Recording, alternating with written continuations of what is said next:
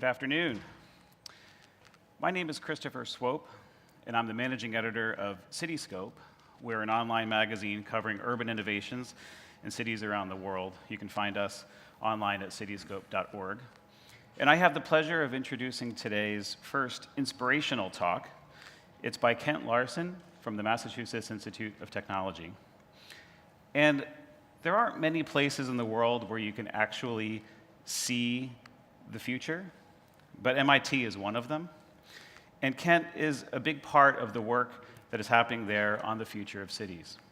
He's the director of the City Science Initiative and the Changing Places Research Group at the MIT Media Lab. And they're doing some really amazing work. One thing is modeling. They've devised an innovative way that urban planners and citizens can visualize the impacts of changes in the urban space. That's also called CityScope. So yes, there are two different CityScopes here today.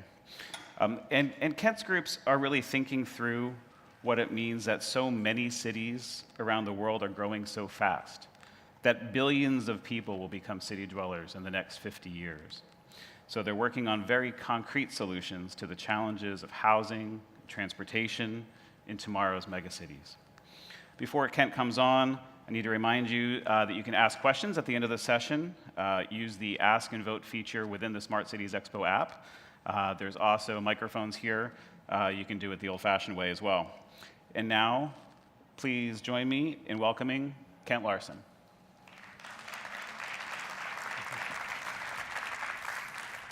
That was good. Thank you. So good afternoon. It's great to be back in one of my favorite cities in the world.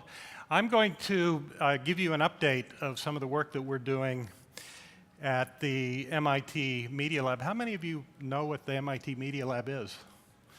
Okay. It's quite a few. That's good. All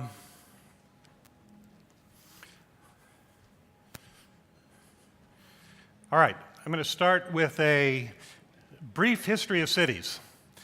Okay, cities, when they originated, and this is 2900 BC, were very compact. They were very walkable. They were, if you look at the traditional plans, they're roughly a kilometer in diameter. That's how far you could walk in 20 minutes. This is, I love this diagram because it shows the high-density center of the city, the mass transit link to the rest of the world, the waterway, and it was basically a community where people lived and worked and played and engaged in all the activities of daily living right in one walkable community.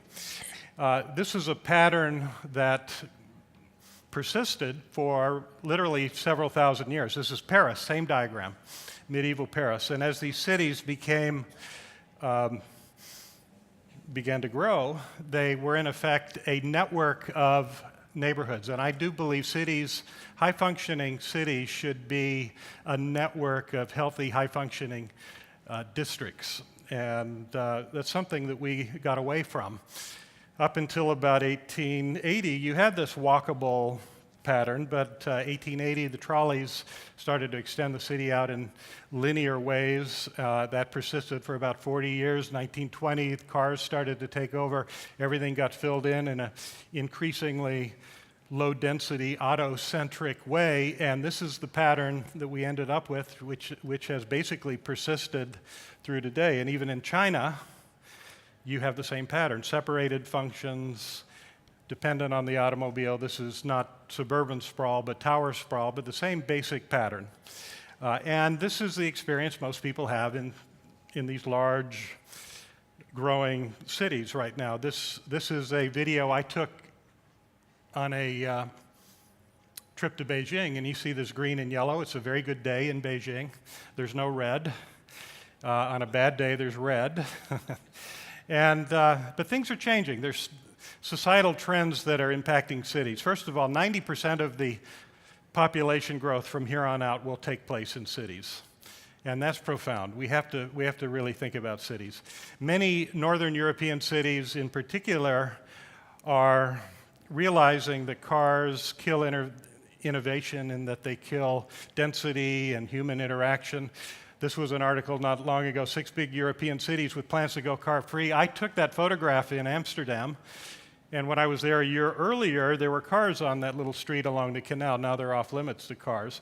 Artificial intelligence changing things dramatically, and I think in no area is that more important for cities than autonomous vehicles.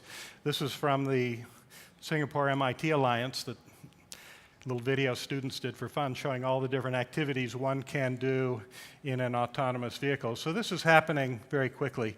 Millennials, young people, have very different values. They're not buying homes and cars at the same rate as my generation did. I'm a baby boomer. Sharing economy, this is really happening in many parts of the world. I think it will be a profound change. And cities and innovation. All over the world, mayors are thinking about how to create innovation districts and promote entrepreneurship. This shows where the venture funding is, and you can see it's mostly on the coasts of the US, Northern Europe, a few cities in Asia, so the world is not flat with respect to innovation. It's actually very uneven. And just for fun, I don't want to talk about politics today, but this is looking at where the innovation in the US is centered. And if you map that to the results of the election that we had recently, you all hear about that? You can see that where the venture funding is centered are deep blue Hillary cities.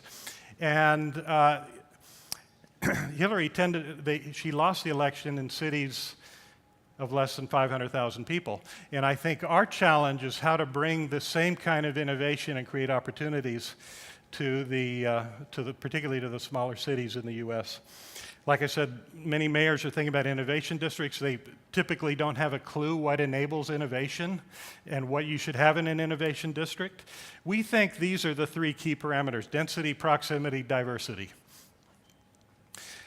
There are many others, but in terms of what an urban planner can control. And we're working on three systems that support that. One is evidence-based design, new simulation tools, new ways of moving people, we call it mobility on demand, and new ways of creating live-work environments. And I'm going to talk about these three areas and the work we're doing and sort of take you through our journey in each of those areas. And if you do this right, we think the innovation potential will go up in a city, livability will go up, public health will go up, and you'll dramatically reduce resource consumption. So, these three systems, CityScope. So we think of this as real-time, data-driven urban simulation for decision-making and community engagement. We have, one of our sponsors, by the way, is Lego. We like Lego. We like to play with them. We think of Legos, though, as data units, and we can map data to, at different scales to these data units. And we started, 4 years ago, thinking about how to model cities very quickly using color-coded Legos, where in this case yellow is retail and white is housing, black is office. This was a study we did for a new city in China, 4 1-square-kilometer districts, trying to get back to that district pattern. All of these designs use the same number of bricks, basically, but very different parties, very different arrangements, and there's really no way to judge which is better. So we thought we could do better than that. So we then started working on white Lego models where we could use projection, augmented reality. This is Kendall Square in Cambridge, where MIT is. That's the Media Lab.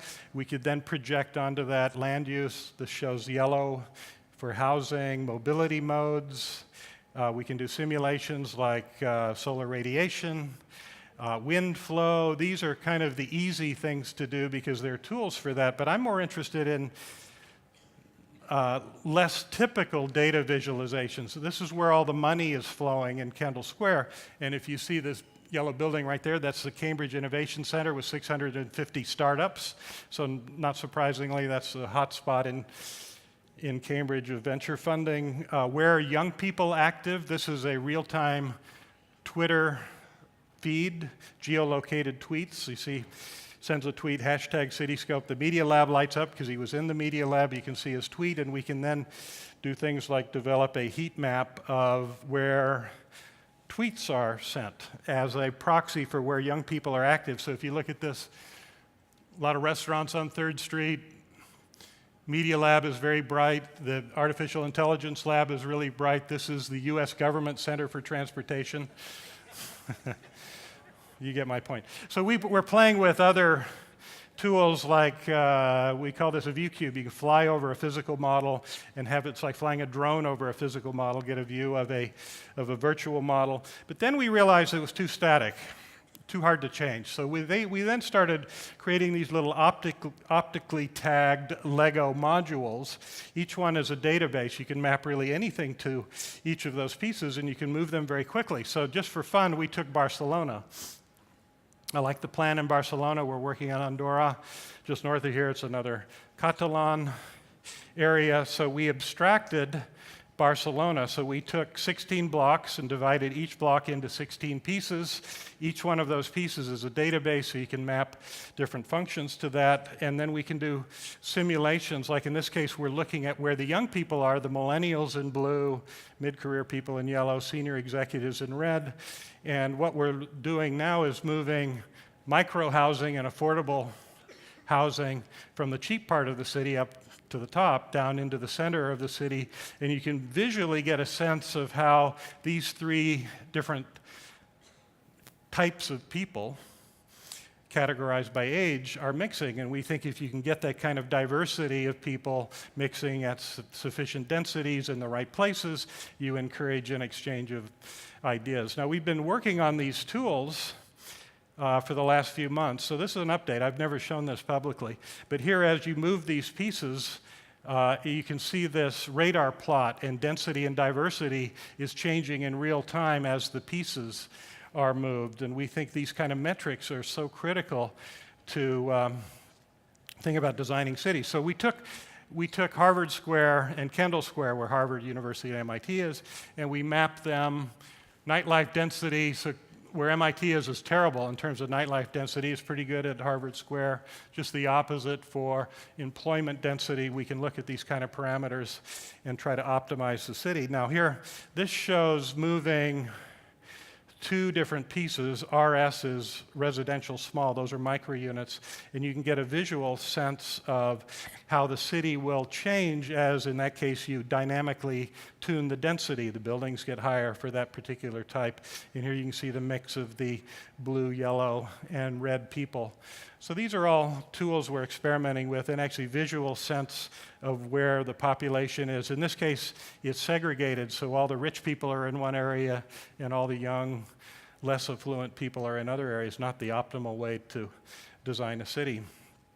And we're also looking at conceptual and perceptual views. So in this case, he puts a figure down on the street, and then you can get a sense of the perceptual view, how it would be experienced as you make these changes.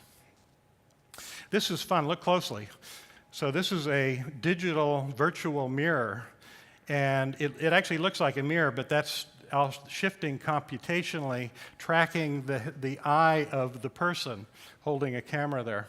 So different ways of looking at it. Mobility on demand, that's the other system that we're working on. Alternatives to cars to increase density and vibrancy.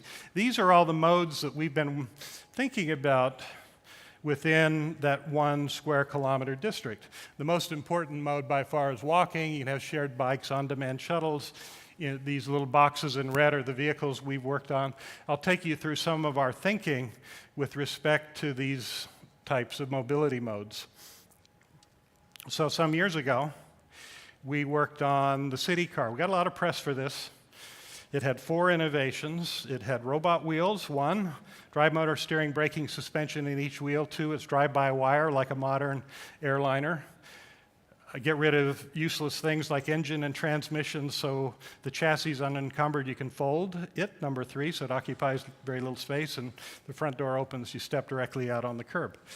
You can see you get 3-to-1 in a parallel parking scenario. We like to build things, so most of what we do involves building prototypes and then modeling their impact on the city. So this is the city car. You see it had a yoke. You can pivot it left and right, drive it in London and Paris the same day.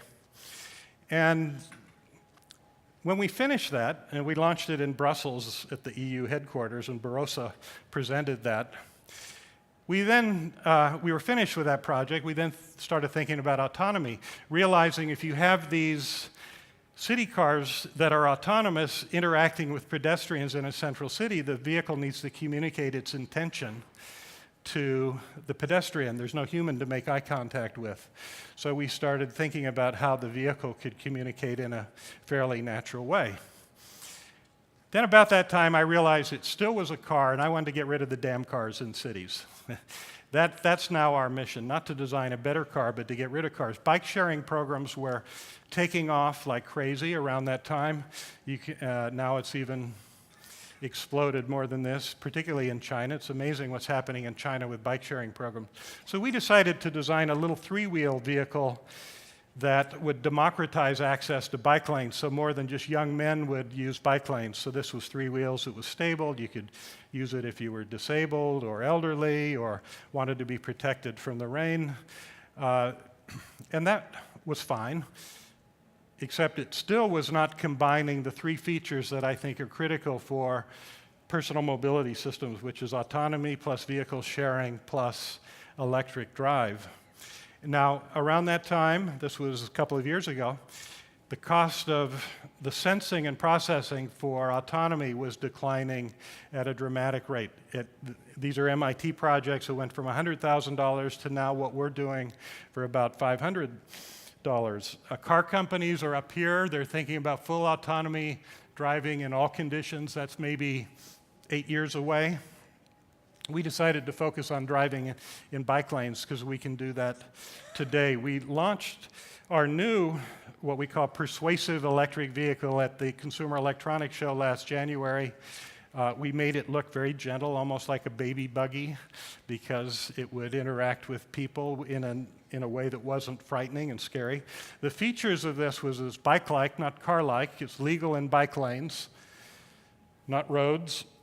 It operates at walking to bicycle speeds, not car speeds. It's low-cost autonomy, not expensive sensing and processing. It's shared use, not privately owned, and it moves both people and goods. Those are the essential features. So we, as I said, like to build prototypes. In this case, it uses a vision system to recognize the lanes. It's like a driverless bike-like Uber system. The idea is you call for it to come wherever you are.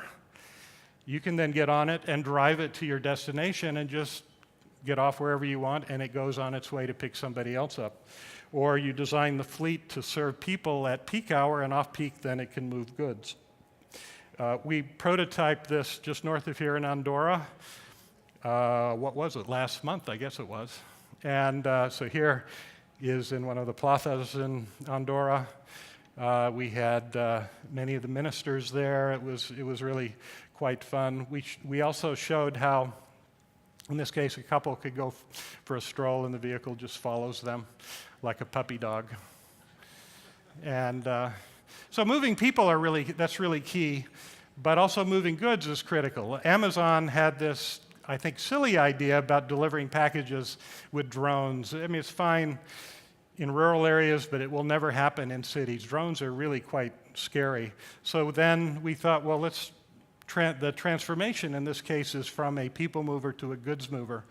And we have now a new project to try to really flesh out what that might mean for cities.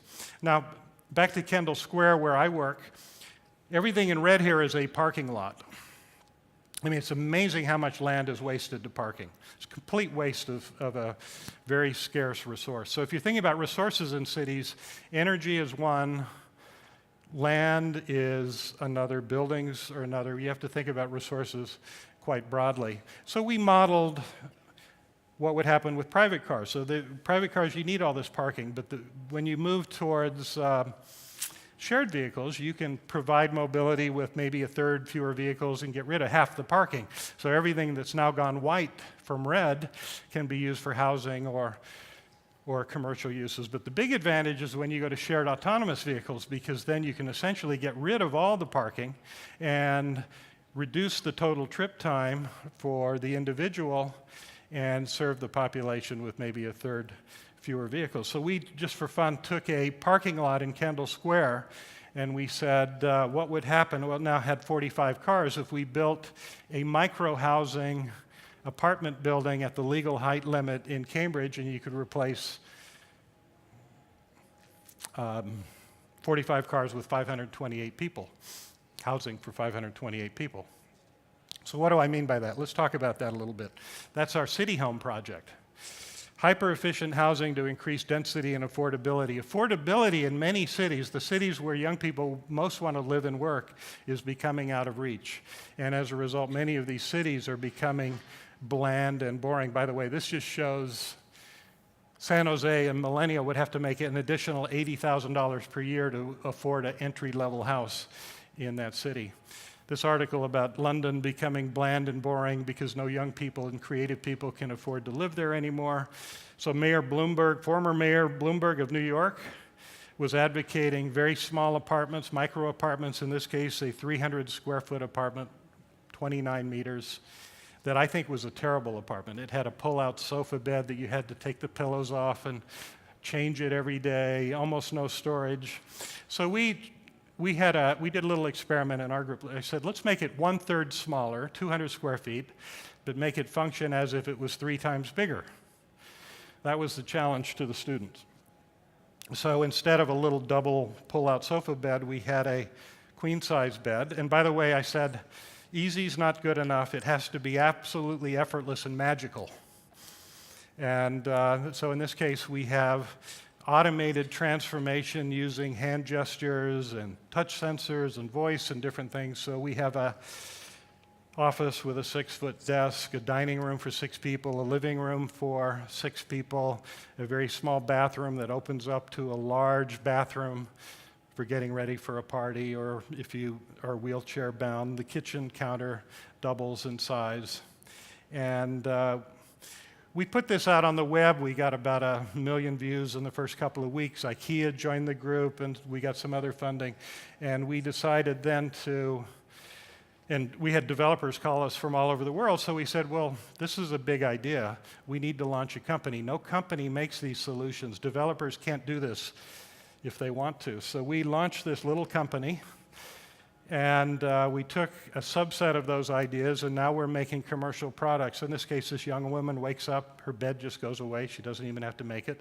She has a bedroom and a living room, but the bedroom collapses to make a very large living room, and she just goes about her life. So we wanted to show that, just like our autonomous vehicles, having architectural robotics in an apartment doesn't have to be scary. It can be very natural, just as natural as just opening a door. So these are the kind of products that we've been developing with an interface. It has presets so you can hit living or dining or sleeping or dressing. We're also looking at how to understand fine-grained behavior in the home. We have little sensors that we built. They're called MIT environmental sensors. This is the 3rd generation TER, so we call them termites.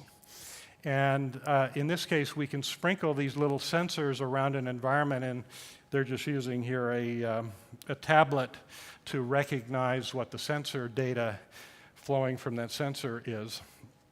What do we do with this? Well, we instrumented an apartment in Sweden that IKEA owns that has two of the moving walls. Every little dot here is a sensor that we have on every cabinet door and faucet and appliance, etc. The bouncing ball shows the sequence of sensor activations. The yellow dots with a big circle around it shows many activations. If it has no circle around it, it was never opened. This helps us understand these patterns of activity so we can optimize these environments. All right. Last thing I want to talk about, we in our group believe in getting things out into the world. We don't like projects to just remain purely academic. These are the cities that we have a relationship with currently, and I'll just show you a couple of them. Riyadh was the first city that we worked with in Saudi Arabia. They were redeveloping a roughly 1 square kilometer district. We built a little tool that could look at walkability, energy consumption, and daylighting. We took 20 urban planners from the Riyadh Development Authority, divided them up into 4 teams of 5. Each had 1 hour to design this district. And here, the interface was really simple. It's just red is bad, green is good. And as you move the pieces and toggle through the different visualizations, the different algorithms, you can then converge more easily on a solution. That was quite effective. In Boston, we focused on community engagement and decision making. If you've ever been through a community board hearing where there's a controversial issue that's being reviewed, this tends to be the dynamic, very contentious. We thought we could probably do better. In this case, there were 5 routes that were proposed for bus rapid transit. Does everybody know what bus rapid transit is? Sort of a Not really. Okay. Sort of a cross between a subway and a bus. You have a station that you enter into, go through a turnstile, enter on grade to the bus. They're dedicated lanes. It moves very quickly. The bus people love this. The car people hate it. So it's very controversial. So we built 3 platforms at a regional scale, community scale, and street scale, and we did workshops with the community, and we allowed them to play with these tools, and this kind of data was updated in real time so they could get a feel for the impact on parking spaces and traffic flow, et cetera, number of bikes. We had a touch screen in this case. The touch screen actually didn't work. It was too complicated. Here, you had menus. It was a very powerful tool, but it wasn't good for the community engagement. This worked well at the neighborhood level, little Lego pieces that people could move and play with, and the routes would be updated as they moved the station locations. And the street scale, where you could have the stations on either side, which is not quite as effective, or the gold standard with the station in the center, replace parallel parking with bike lanes. And all the data would be updated, as I said, and it was quite effective. I think maybe the project where we've had the greatest impact is in Hamburg. As you know, that Hamburg and many European cities are being hit with an influx of refugees, and we work directly with the city to try to identify sites for housing for the city may see as many as 80,000 refugees. This is the kind of conditions that they're living in right now. That man there is responsible for settling the refugees in Hamburg. So what did we do? We built 2 big tables, and the mayor had 3 criteria. He said, every district needs to share equally, okay? No ghettos. The refugees need to be evenly assimilated, and the city was not going to dictate where housing was built. This had to be a bottom-up process coming from the community. So in this process, people would work at one table. They'd put these zoom rings down over the areas they were interested in. The maps were all color-coded by environmental regulations and zoning and land use, things like that. That would then zoom that window into the second table where we have our optically tagged Lego pieces, and then the community would experiment with different locations of these number of units on the table. It was very positive and very interactive. And I think whereas virtual tools put people in echo chambers, when you come face to face and have to address a problem with your fellow citizens in the community, it leads to a much more positive engagement. So we've now identified, the community has identified something close to 150 sites. The city has vetted something over 30, and a number of them are now something approaching 10 are under construction. This project went from May to September, so it was extraordinarily fast. We're now working on a detailed exploration of one particular creative community for entrepreneurial immigrants and creative Germans. And by the Atlantic, by the way, the Atlantic called this Germany's radical pro-refugee urban planning experiment. It didn't seem too radical to me. It seemed quite obvious, but I think compared to the conventional urban planning process, it probably is quite radical. And the last project I want to mention is Andorra, just north of here. We've had a fantastic time working with the people in Andorra. I know all of you from Barcelona know all about Andorra. This is the capital. We're building a large CityScope model of Andorra, and we have extraordinary data. We have 3 years of telecom CDR data, energy data, transportation data, and it's allowed us to do some really interesting work on identifying these complex patterns of behaviors and working with the people in Andorra to try to think about the future, urban design, new mobility systems, et cetera. That's the CityScope table. This just shows one visualization of the data during Cirque du Soleil. This is a traffic jam coming from Toulouse. No traffic jam in St. Julia coming from Barcelona, and this is the activity Cirque du Soleil, showing Spanish people in orange and French people in blue. And very quickly, Jerusalem, what we're doing. We did a workshop there. Jerusalem, series of hilltops. They're landlocked. They need to go up. They're growing. They can't expand because of political and other constraints. So we said, well, what if these neighborhoods that are on top of the hills only had 3 modes, had walking, PEVs, and dynamically routed shuttles? What could you do?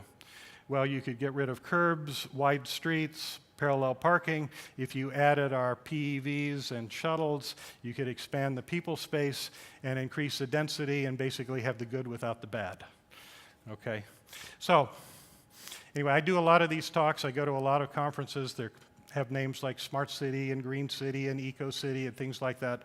What I think, though, that we really need to focus on, and it's all good, but I think the things that we care about are how to create a more entrepreneurial city, which is about jobs and GDP, how to create a more livable city, which is quality of life, and how to create a more high-performance city, which is about how efficiently you use resources. And I think the main thing that we want to focus on, even though if we're from MIT, which some say is the center of the universe of technology, it's not about the technology, it's about people. Use technology in the service of people and design cities for people, not machines. That's my message. So thank you.